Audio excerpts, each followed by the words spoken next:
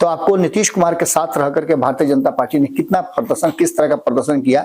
नीतीश कुमार ने अपना सीट कम करके भारतीय जनता पार्टी को आगे किया है, इसके भी कई प्रमाण हमारे सामने मौजूद है। वर्ष 2005 की बात करें तो यहां भारतीय जनता पार्टी नीतीश कुमार के साथ चुनाव लड़ी थी और 55 सीटें जीत करके आई थी, क्योंकि नीतीश कुमार ने स्पष्ट कर दिया है, उनकी पार्टी ने भी स्पष्ट कर दिया है।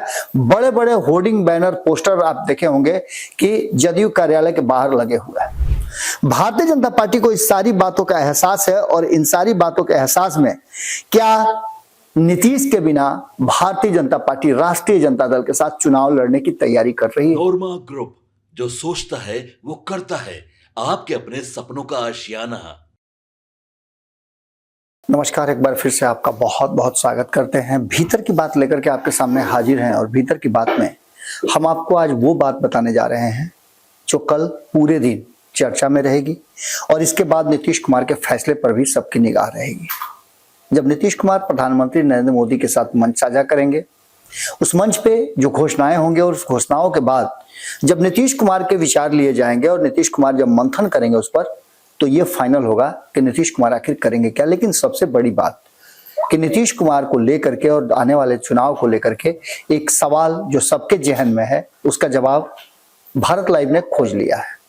नीतीश कुमार का उत्तराधिकारी कौन होगा, इस बात को लेकर के मंथन लगातार चल रहा है। और पिछले 2 साल से जब नीतीश कुमार तेजस्वी यादव के साथ थे और उपेंद्र कुशवाहा इस बात को लेकर के नाराज थे कि हमारे रहते हुए, जदयू इतना समृद्ध होते हुए भी नीतीश कुमार ये क्यों कह रहे हैं तेजस्वी की तरफ इशारा करके कि अब मेरे बाद इन्हीं लोगों को ना देखना है। यहीं से आकर के सारा खेल गड़बड़ाता है और यहीं से जदयू को एक ऐसे व्यक्ति की तलाश शुरू हो जाती है जो नीतीश कुमार का उत्तराधिकारी बने। उपेंद्र कुशवाहा ने जदयू से नाता तोड़ लिया, अपनी पार्टी का विलय कर लिया। सब कुछ कुर्बान करने के बाद भी उपेंद्र कुशवाहा को कुछ भी नहीं मिला। जो मिला उसे नीतीश कुमार को दे करके वो आगे निकल गए। लेकिन सवाल तो वहीं खड़ा था। सवाल खड़ा था कि नीतीश कुमार का उत्तराधिकारी कौन होगा, किसको अपना पगड़ी जो है वो नीतीश कुमार देंगे। अक्सर आपने देखा होगा कि राजनीतिक विरासत जो लोकतांत्रिक प्रक्रिया है उसमें चयन के आधार पर होता है, कॉमन परसेप्शन बना करके किया जाता है, सर्वसम्मति से भी किया जाता है। लेकिन क्षेत्रीय दलों में बड़ा ही अजीब तरह का एक सामंजस्य होता है। क्षेत्रीय दलों में यदि आप लंबे समय तक पार्टी को संचालित कर रहे हैं, वन मैन आर्मी की तरह हैं, तो ऐसी स्थिति में आप किसी को हस्तांतरित कर दीजिएगा तो बहुत बड़ा विवाद हो जाता है। ऐसा विवाद अक्सर देखने को मिला है और खास करके इसके कई प्रमाण भी आपके सामने होंगे। नीतीश कुमार का उत्तराधिकारी कौन होगा, इसका चयन भी हो चुका है, उस नाम को सामने भी ला दिया गया है। लेकिन इससे पहले हम आपको बता दें कि आपको याद होगा मुलायम सिंह की पार्टी, अखिलेश यादव ने उस पार्टी को पूरी तरह से अपने गिरफ्त में ले लिया। चाचा कितने नाराज हुए, ये सारी बातें आप जानते हैं। तो वहीं उत्तराधिकारी के सवाल पर ही बिहार में लोक जनशक्ति पार्टी टूटी थी। नीतीश कुमार इसके गवाह हैं और भारतीय जनता पार्टी इसका जीता जागता प्रमाण, जिसने लोक जनशक्ति पार्टी के टूट के बाद आधी रात को सीट अलॉटमेंट किया था। लोकसभा में कौन कहां बैठेगा, ये सारी बातें आपने देखी होंगी। लेकिन क्या आपने विवाद देखा है क्या हिंदुस्तानी अवाम पार्टी में? जीतन राम मांझी के बाद उनके पुत्र होंगे, लालू प्रसाद के बाद उनके पुत्र होंगे और कोई विवाद नहीं है। परिवार में थोड़ा बहुत 19-20 होता है, लेकिन ये बातें सतह पे नहीं आती हैं और ये स्वीकार कर लेता है परिवार की पार्टी दूसरे के हाथ में जाने से अच्छा है कि अपने ही परिवार के हाथ में रहे। नीतीश कुमार को लेकर के कई सवाल आपके जहन में होंगे और इस सवाल का जवाब जब खोजने जाइएगा तो आपको एक बात पता चलेगा कि नीतीश कुमार के उत्तराधिकारी की तलाश तो चल ही रही है। इसमें तेजस्वी यादव सबसे प्रबल दावेदारों में से एक हुआ करते थे आज से 8 महीना पहले। जब जनवरी में नीतीश कुमार, माफ कीजिएगा 1 साल हो गए लगभग, जनवरी में जब नीतीश कुमार अलग हुए महागठबंधन से, तो उससे पहले तेजस्वी यादव को ये पूरी ललक थी, पूरा उनको अंदाजा था कि नीतीश कुमार उनको सेहरा पहना करके ही जाएंगे, लेकिन ये हुआ नहीं। प्रयास भी किया गया, गैर भाजपाई दलों को जुटाया गया, लेकिन जगह पर बात नहीं पहुंची। और भारतीय जनता पार्टी को ये बात पता है कि नीतीश कुमार इतना आसानी से नहीं देंगे। ये वही भारतीय जनता पार्टी है जो अपने दम पर बिहार में कभी भी सत्ता के करीब नहीं पहुंच पाई। आंकड़ों में अगर देखें हम, तो आपको नीतीश कुमार के साथ रह करके भारतीय जनता पार्टी ने कितना प्रदर्शन, किस तरह का प्रदर्शन किया। नीतीश कुमार ने अपना सीट कम करके भारतीय जनता पार्टी को आगे किया है। इसके भी कई प्रमाण हमारे सामने मौजूद है। वर्ष 2005 की बात करें तो यहां भारतीय जनता पार्टी नीतीश कुमार के साथ चुनाव लड़ी थी और 55 सीटें जीत करके आई थी, जबकि 88 सीटें नीतीश कुमार जीत करके आए थे और सरकार बनी थी। 2010 की बात करें, नीतीश कुमार भारतीय जनता पार्टी के साथ थे और भारतीय जनता पार्टी 100 से ज्यादा सीटों पर लड़ी थी और 91 जीत करके आई थी। ये स्वर्णिम समय था नीतीश कुमार का भी और भारतीय जनता पार्टी का भी। 2015 की बात कर लें, नीतीश कुमार भारतीय जनता पार्टी के साथ नहीं थे। 2014 में भारतीय जनता पार्टी का इतना बड़ा औरा, अपने दम पर केंद्र में सरकार बनाई, उसके बावजूद भी भारतीय जनता पार्टी बिहार में मुंह के बल गिरी। मात्र 53 सीट जीत पाई। नीतीश कुमार की अनुपस्थिति में भारतीय जनता पार्टी की बद पिट गई। वही जब नीतीश कुमार फिर से वापसी किए 2020 में, नीतीश को भले ही 43 सीटें आई, लेकिन 74 सीटें जीतने वाली भारतीय जनता पार्टी बनी। यानी कि भारतीय जनता पार्टी को इस बात का एहसास है कि अगर वो नीतीश कुमार के साथ है तो वो बेहतर प्रदर्शन करेगी और सत्ता में भी रहेगी। तो क्या ऐसी स्थिति में नीतीश कुमार के उत्तराधिकारी वाला जो पेंच है उसको थोड़ी देर के लिए ठंडे बस्ते में रख करके भारतीय जनता पार्टी साथ चलने के लिए तैयार है? एक बड़ा सवाल है। इस सवाल का जवाब भी हम आपको देंगे। क्या भारतीय जनता पार्टी चुनाव में अगर उसे मौका मिलता है तो कैसे एक्ट करेगी? अगर चुनाव में उसे मौका मिलता है नीतीश कुमार से अलग लड़ने का तो कैसे एक्ट करेगी? ये एक बड़ा सवाल है और इस सवाल का जवाब भी खोजा जा रहा है। यदि उत्तराधिकारी नीतीश कुमार का बनना है भारतीय जनता पार्टी को तो एक बड़ा फैसला लेना पड़ेगा, क्योंकि नीतीश कुमार ने स्पष्ट कर दिया है, उनकी पार्टी ने भी स्पष्ट कर दिया है। बड़े बड़े होर्डिंग, बैनर, पोस्टर आप देखे होंगे कि जदयू कार्यालय के बाहर लगे हुए हैं। उसमें लिखा हुआ है कि 2025 से 30 फिर से नीतीश, और इससे आगे यदि आप सोचते हैं तो उसके लिए भी पोस्टर लिखा हुआ है। आप जब भी अब भाजपा ऑफिस की तरफ गुजरिएगा जदयू कार्यालय से होते हुए तो आपको वो पोस्टर अनायास ही दिख जाएंगे। उसमें लिखा हुआ है कि अगर बात बिहार की होगी तो नाम नीतीश कुमार का होगा। भारतीय जनता पार्टी को इस सारी बातों का एहसास है और इन सारी बातों के एहसास में क्या नीतीश के बिना भारतीय जनता पार्टी राष्ट्रीय जनता दल के साथ चुनाव लड़ने की तैयारी कर रही है? अगर ऐसा करती है तो कितना फायदा भारतीय जनता पार्टी का, कितना नुकसान नीतीश कुमार का होगा?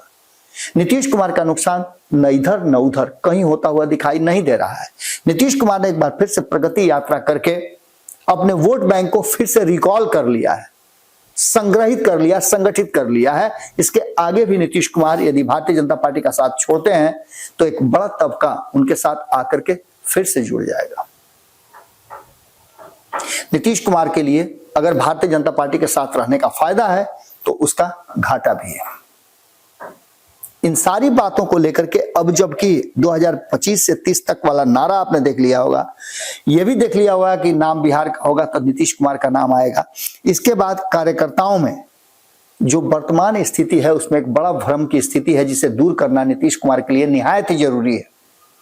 और यह भ्रम की स्थिति चुनाव तक बनी रही तो नीतीश कुमार के लिए बड़ा मुश्किल होगा। अब आपके दिमाग में घूम रहा होगा कि आखिर नीतीश का उत्तराधिकारी कौन होगा? इतना घूम करके हम आए लेकिन अभी तक उत्तराधिकारी का पता नहीं चला। तो आपको क्या लगता है कि जिस संजय झा को कार्यकारी अध्यक्ष बनाया गया है उन्हें नीतीश कुमार अपना उत्तराधिकारी बनाएंगे क्या? जब नीतीश कुमार ने अपना उत्तराधिकारी शरद यादव को नहीं बनाया, आरसीपी सिंह को नहीं बनाया, अशोक चौधरी जो उनके बहुत करीबियों में से एक कहे जाते हैं उनको जब प्रदेश अध्यक्ष तक नहीं बनाया, कार्यकारी के रूप में रखा था, तो आप समझ सकते हैं ना कि नीतीश कुमार की राजनीतिक मंशा और राजनीति में वो कितने माहिर खिलाड़ी माने जाते हैं। अगर ऐसा कुछ होता भी तो संजय झा को परमानेंट पद दे दिए होते पार्टी के राष्ट्रीय अध्यक्ष का। ललन सिंह को उन्होंने दिया था। ललन सिंह भी उनके बहुत करीबियों में से एक माने जाते हैं। बीच के कुछ कालखंड में आपने देखा होगा कि ललन सिंह से उनकी तलखियां भी बढ़ी।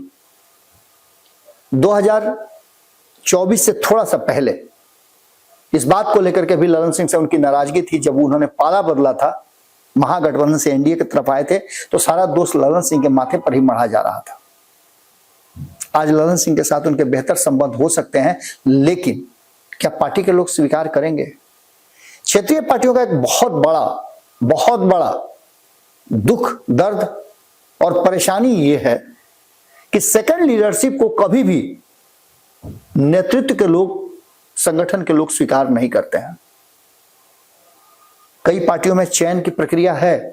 कांग्रेस जैसी पार्टी इतनी बड़ी पार्टी है, इतनी पुरानी पार्टी है, वहां तो परिवारवाद से बाहर निकलते ही कई झमेले खड़े हो जाते हैं। अभी मल्लिकार्जुन खड़गे के हाथ में दिया गया है, लेकिन गवर्निंग पावर, मॉनिटरिंग बॉडी आपने देखा होगा कि बिना राहुल गांधी के नहीं चल सकते हैं, बिना सोनिया गांधी के, बिना प्रियंका गांधी के नहीं चल सकते हैं। अंततः प्रियंका गांधी को भी राजनीति में कूदाना पड़ा। तो क्या नीतीश कुमार के लिए यह संभव होगा, आसान होगा, मुमकिन होगा कि वो सेकंड लीडरशिप में किसी को आगे बढ़ा दे? मनीष वर्मा का नाम आते ही आपने देखा कि किस तरह का हंगामा, किस तरह का विवाद और किस तरह की चीजें खड़ी हो गई। आरसीपी सिंह को पार्टी छोड़ना पड़ा, जैसे है उनको ये समझ में आने लगा लोगों को कि ये उत्तराधिकारी बन सकते हैं। उपेंद्र कुशवाहा आए तो थे इसीलिए, नीतीश कुमार ने कहा भी था, और नीतीश कुमार ने तो अपने एक 2014 में जब नीतीश कुमार जीतन राम मांझी को मुख्यमंत्री बना रहे थे, तो उन्हीं के करीबियों में से एक से ने कभी इसी बातचीत में ऑफ द रिकॉर्ड ये बात बताई थी कि नीतीश कुमार ने बड़ा अफसोस जाहिर किया था कि आज अगर उपेंद्र कुशवाहा हमारे साथ होते तो आज ये उन्हीं को ना मैं पद देता। लेकिन ये नीतीश कुमार की रणनीति भी हो सकती है, राजनीति भी हो सकती है। उपेंद्र कुशवाहा आए भी और चले भी गए। इसी उम्मीद में आए थे कि नीतीश कुमार के बाद उत्तराधिकार उन्हें मिलेगा, लेकिन उन्हें मंत्रिमंडल तक नहीं शामिल कराया गया, प्रदेश अध्यक्ष तक ही नहीं बनाया गया। उनके सामने ही उमेश कुशवाहा को बना दिया गया, लेकिन मुंह ताकते रह गए उपेंद्र कुशवाहा। राष्ट्रीय अध्यक्ष तक उनको बनाने की बात चल रही थी, वो भी नहीं हो पाया। तो क्या नीतीश कुमार इस बात को अच्छी तरह से नहीं समझते हैं कि उनकी पार्टी में क्या होगा यदि वो सेकंड लीडरशिप के लोगों को अधिकार दे देते हैं या पार्टी का कमान दे देते हैं? इन सारी बातों को लेकर के जब आप चर्चा शुरू करते हैं तो 1974 से लेकर के अब तक नीतीश कुमार और लालू प्रसाद की दोस्ती को आप समझ सकते हैं। कभी ठंडा, कभी गर्म, कभी नरम, कभी अच्छा, कभी बुरा रहा है। तेजस्वी यादव ने कल ही एक बयान देकर के बहुत बड़ी बात कह दी है। उन्होंने साफ कह दिया है कि निशांत की एंट्री का वो स्वागत करते हैं। हम निशांत पर आते हैं। निशांत काफी चर्चा में है, और आपको यह भी याद होगा कि इसी चैनल पे सबसे पहले वशिष्ठ नारायण सिंह के पुत्र प्रशांत ने निशांत की पैरोकारी की थी, और उन्होंने कहा था कि अगर निशांत को ले आते हैं तो जदयू बचेगी, वरना जदयू समाप्त। इस इंतजार में जदयू के नेता हैं। कार्यकर्ताओं को यह भ्रम, शंका, सशंकित है कि नीतीश कुमार के बाद कौन? नीतीश कुमार के बाद जैसे ही इन नामों में से अशोक चौधरी, आरसीपी सिंह तो अब रहे नहीं, उपेंद्र कुशवाहा अब नहीं रहे, बाकी के आप संजय झा की बात कर लीजिए, ललन सिंह की बात कर लीजिए, और भी कई लोग हैं, विजय चौधरी की बात कर लीजिए, इनमें से किसी का भी नाम लीजिएगा तो आपको सीधे नजर आएगा कि पार्टी वहीं से खंड खंड विखंडित होकर के गिनती के लोग रह जाएंगे। उंगली पे गिने जा सकते हैं जदयू के लोग जो बच जाएंगे। तो क्या इस स्थिति में पार्टी को लाना, पार्टी के कार्यकर्ता, लंबे समय से सिंचित करने वाले लोग, समता पार्टी के काल से ही नीतीश कुमार के साथ हर हाल में बिना कुछ मिले, बिना कुछ लोभ लालच के जो लगातार त्याग करते रहे हैं, क्या वो लोग समाप्त कर देना चाहेंगे? क्या वो चाहेंगे कि राष्ट्रीय जनता दल और भारतीय जनता पार्टी के बीच में खड़ी होकर के जदयू समाप्त हो जाए? ऐसा कोई नहीं चाहेगा, और हर किसी का दबाव जो है वो नीतीश कुमार पर बढ़ता जा रहा है। यही कारण है कि नीतीश कुमार को भी अब मजबूर होकर के सोचना पड़ेगा कि उनका उत्तराधिकारी कौन होगा और कौन इस पार्टी को संभालेगा। ये सारी बातें कहीं ना कहीं अब ऑन फ्लोर है। नीतीश कुमार के स्वास्थ्य को लेकर के जो बातें चल रही थी उसको लेकर के भी निशांत ने बहुत स्पष्ट कर दिया है कि उनको किसी तरह की कोई बीमारी नहीं है, वो स्वस्थ हैं, ठीक हैं, फिट हैं और आगे भी बिहार के लिए बहुत कुछ करने का जज्बा लेकर के आप सामने आए हैं। जनता दल यूनाइटेड के भीतर नेतृत्व को लेकर के अब सवाल शुरू हो गया है। इस सवाल का जवाब खोजने के लिए जब भी आप रास्ता बदल के जाएंगे तो आपको घूम फिर करके फिर नीतीश कुमार के पास ही आना पड़ेगा कि इसका फैसला तो नीतीश को ही करना है, चाहे वो पार्टी की बात हो या फिर सरकार की बात हो। दोनों ही परिस्थिति में फैसला तो नीतीश कुमार का ही चलेगा। भारतीय जनता पार्टी चाहे लाख प्रयास कर ले, लेकिन मोर की तरह वो सब जगह से नाच करके आएगी तो बिहार में आते ही उसके पैरों पे उसकी नजर पड़ेगी और यहीं नीतीश कुमार नजर आएंगे। नीतीश कुमार को लेकर के जो वर्तमान परिस्थिति बनी है, 2003 में जब जदयू का गठन हुआ था, लगभग 22 साल हो गए और इन 22 सालों में नीतीश कुमार ने पीछे मुड़ करके नहीं देखा है। नीतीश कुमार एक छत्र राजा रहे हैं और उनके नेतृत्व में जदयू ने दिन दुना रात चौगुना प्रगति किया है। सरकार में बने रहने का जो जज्बा नीतीश कुमार का रहा है, उसके लिए जो रणनीतियां अपनानी पड़ी वो सब अपना करके सरकार में बने रहे और बिहार के विकास के लिए उन्होंने अलग अलग गाथाएं लिखी हैं।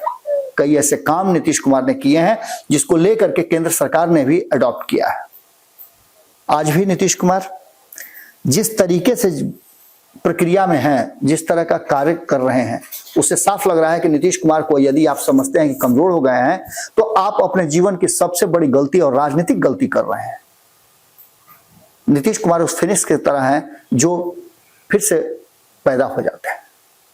राजनीतिक रूप से जब जब नीतीश कुमार को कमजोर समझा गया है तब तक उन्होंने बाउंस बैक किया है और बेहतर परिणाम दिया है। एक बार फिर से 2025 की तैयारियां शुरू हो गई हैं और इस तैयारी को लेकर के अब जो बातें सामने आ रही हैं उसमें साफ साफ लग रहा है कि नीतीश कुमार को माइनस करके आप नहीं चल सकते हैं और न नीतीश कुमार के फैसलों को आप चैलेंज कर सकते हैं। भारतीय जनता पार्टी के भीतर असमंजस की स्थिति इसीलिए है, लेकिन नीतीश कुमार ने कहीं ना कहीं ये तय कर लिया है, अपना उत्तराधिकारी खोज लिया है और इसका जवाब भी जल्दी ही मिल जाएगा। नीतीश कुमार ने नाम भी फाइनल कर लिया है और सिर्फ उसकी औपचारिक घोषणा बाकी है। नीतीश कुमार कॉम्बो ऑफर लेकर के आ रहे हैं। आपने सुना होगा कि पिछले कुछ दिनों से मनीष वर्मा का नाम बहुत तेजी से चल रहा था। मैं पिछले 2-3 दिनों से मनीष वर्मा के बारे में जो चर्चा कर रहा हूं उसके पीछे का कुछ कारण है। कारण यह है कि वर्तमान जो परिस्थिति है उसमें पार्टी का एक बड़ा हिस्सा जो है वो मनीष वर्मा को, उनके क्रियाशैली को और इतने दिनों तक जो उन्होंने काम किया, 2024 में जब पार्टी ज्वाइन किए उनको राष्ट्रीय महासचिव का पद मिला, उसके बाद से जो वो काम कर रहे हैं उस काम को करने के दौरान लोगों से उन्होंने रिश्ते बनाए हैं, लोगों को प्रभावित किया है। आने वाले समय में पार्टी में अगर नीतीश कुमार का फैसला चलता है तो एक बड़ा हिस्सा जो है वो नीतीश कुमार के साथ जुड़ा हुआ है। कुछ लोगों को, कुछ गिने चुने लोगों को, कई लोगों ने तो अपने बयान इधर पिछले 2-3 दिनों में बदले हैं। कई लोग जो निशांत के नाम पर बिफर जाते थे, पिनिक जाते थे, वो सभी लोग अब ये बात कहने लगे हैं कि निशांत की एंट्री होती है तो इससे बड़ी बात नहीं हो सकती है, फैसला निशांत को लेना है, फैसला नीतीश कुमार को लेना है। और बहुत जल्द हमने आपको बताया भी था, आपको याद होगा कि हमने बताया था कि जब भी कार्यकारिणी की बैठक होगी तो नीतीश कुमार के सामने ये प्रस्ताव रखा जाएगा कि आप निशांत को विधिवत रूप से पार्टी का हिस्सा बनाइए, पार्टी का कमान दीजिए और थोड़ा आराम करके आप गाइड कीजिए। ये स्थिति कहीं ना कहीं कमोबेश आ रही है। इसके लिए निश्चित रूप से भारतीय जनता पार्टी को एक बड़ा झटका लगेगा। हालांकि राष्ट्रीय जनता दल और तेजस्वी यादव ने खुद को तैयार कर लिया है कि नीतीश के बाद अब उन्हें निशांत को भी नेता मानना पड़ेगा, लेकिन भारतीय जनता पार्टी को पचाने में थोड़ा वक्त लग सकता है। खैर, फैसला नीतीश कुमार को लेना है और राजनीतिक रूप से नीतीश कुमार जब जब फैसले लिए हैं तब तक उनके फैसले कारगर साबित हुए हैं। उनके कभी भी कोई फैसला को आप झुठला नहीं सकते हैं, गलत साबित नहीं कर सकते हैं। एक बार फिर से नीतीश कुमार के सामने एक बड़ा फैसला आ गया है और इस फैसले में उनकी पार्टी को आगे कौन लेके चलेगा। 22 साल पहले बनी जनता दल यूनाइटेड, उससे पहले समता पार्टी, और नीतीश कुमार की ये लंबी जो राजनीतिक पारी 50 सालों की है, इसको लेकर के आगे कौन चलेगा। इसके लिए सबसे उपयुक्त व्यक्ति निशांत को कहीं ना कहीं डंपिंग यार्ड में लाया गया है, रख दिया गया है और वहां से उनको उठा करके बाहर लाया जाएगा। दिल्ली से पटना आए और जिस तरह का बयान उन्होंने दिया, वो बयान साफ बता रहा था कि उनकी ट्रेनिंग पूरी हो चुकी है। पिछले कई वर्षों से निशांत को मनाने की कोशिश चल रही है, उनको समझाने की कोशिश चल रही है और निशांत शायद ये बात समझ भी गए हैं कि उनको अपने लिए नहीं, अपनी सुख सुविधा के लिए नहीं, वो सुख सुविधा तो उनको आज भी मिल रही है। मुख्यमंत्री के बेटा हैं तो मिलेगी ही, आगे भी कंटिन्यू करते रहेंगे वो, क्योंकि लंबे समय तक नीतीश कुमार मुख्यमंत्री रहे हैं, तो इस नाते भी उन्हें जो सुविधाएं हैं वो उनके परिवार को मिलेंगी। लेकिन इन सब के बावजूद बिहार के लिए, पार्टी के लिए और जो उनके करीबी हैं, प्रशांत जैसे लोग जो हैं, वो निशांत को इस बात के लिए रेडी कर रहे हैं। भीतर भीतर ये सारा प्लान बन करके तैयार है, सिर्फ इसको सही समय पर लाने की जरूरत है। ये चर्चा हमने इसलिए किया कि इस चर्चे का महत्व आज के डेट में बहुत ज्यादा बढ़ गया है, क्योंकि जब प्रधानमंत्री नरेंद्र मोदी नीतीश कुमार के साथ मंच साझा कर रहे होंगे भागलपुर में, तो एक वर्ग जो निशांत को उस मंच पर देख रहा होगा। अब उस मंच पे निशांत की कितनी चर्चा होती है, इस कार्यक्रम के बाद निशांत की कितनी चर्चा होती है, यह भी बड़ा दिलचस्प होगा। हमारी नजर तो बनी हुई रहेगी, आपकी नजर भारत लाइव पे होनी चाहिए। भीतर की बात में हम आपसे यही विदा लेते हैं। इस एपिसोड के बाद हम चाहेंगे कि यदि आपके पास कोई सुझाव हो तो जरूर दीजिएगा, कोताही मत कीजिएगा, क्योंकि आखिरकार अंततः इन सभी बातों का असर आपके जीवन, आपके राज्य और आपके विकास पर, आपके आने वाली पीढ़ी पे पड़ने वाला है। इसलिए जवाब देने में कोई भी संकोच मत कीजिएगा। आपके मन में कोई भी सवाल है तो रखिएगा जरूर, सुझाव दीजिएगा, हमें भी मार्गदर्शित कीजिएगा और यदि आपके पास कोई जानकारी है तो वो भी हमें जरूर बताइएगा। बहुत बहुत धन्यवाद, नमस्कार। आपके सपनों को हमने सजाया है, ई होम्स पैनोरामा को हमने बनाया है। ई होम्स मेरा एक सपना था जिसपे मैं पिछले 4 साल से काम कर रहा था। हमने जो बनाया है वो सबने है माना। ई होम्स पैनोरामा में हो आपका भी आशियाना। और फाइनली हमने 2021 में इस प्रोजेक्ट को लॉन्च किया। बहुत लोग अप्रिशिएट कर रहे हैं कि पूर्णिया जैसे शहर में, बिहार के, एक तो बिहार की बात करें उसमें भी पूर्णिया जैसे छोटे जगह में इस तरह का लाइफस्टाइल देना, ये सुन के हम लोगों को बहुत अच्छा लगता है।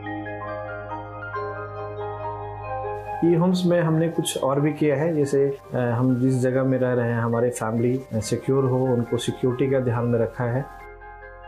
आपकी सुविधा और सुरक्षा आपके लिए खास है, ये आपका विश्वास है। इसमें आर्टिफिशियल इंटेलिजेंस का 7 लेयर सिक्योरिटी का हमने इस्तेमाल किया है। लस ग्रीन कैंपस को बनाया है। यदि हमारा बाउंड्री वाल है तो वो वर्टिकल गार्डन है। ये जितनी भी फैसिलिटी होता है एक इंटरनेशनल टाउनशिप में ई होम्स है, ये हम लोग विश्वास नहीं कर पा रहे हैं। जो भी हमारे मित्र, दोस्त या जो भी हमारे बाहर के बाहर आते हैं तो हम लोगों को बहुत अच्छा सुनने को मिलता है और बहुत अच्छा क्रेडिट मिल रहा है। वो सारा हमने सिर्फ एक बिल्डिंग नहीं बनाया, हमें एक बहुत अच्छा लाइफस्टाइल दिया ई होम्स में, और मेरा एक सपना था जिसको मैं आज फुलफिल होते हुए देख पा रहा हूँ। ये आपका आवास है। ई होम्स पैनोरामा में अब आपका निवास है।